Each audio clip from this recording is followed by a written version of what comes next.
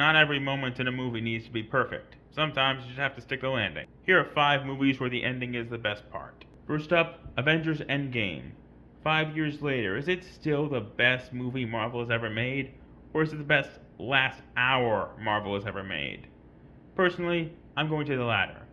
But that last hour, 3,000 out of 10. Next up is Ready or Not, a horror comedy where a new bride has to play a deadly game of hide and seek against her ultra-rich in-laws. While this movie has some good jokes and some pretty satisfying kills, the ending is what cements it as one of my all-time favorites. Grab an umbrella, it gets messy. Rogue One. This is one of the best final battles that Star Wars has ever put out. Incredible action with a lot of variety.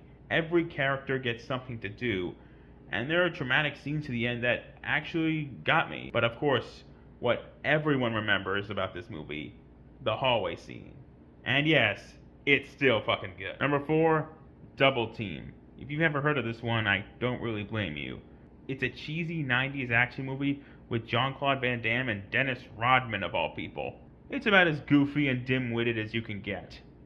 But that ending, 3 words, frying the coke. If you know, you know. And I'm sorry. And finally, Once Upon a Time in Hollywood. While it's far from my favorite Tarantino movie, it's my favorite ending he's ever given other than Inglourious Basterds. The showdown against the Manson family is what I can only describe as peak fiction. It is just a glorious display of violence and vulgarity that Tarantino is known and loved for. While I don't rewatch the full movie very often, the amount of times I've played that final scene on YouTube isn't a real number.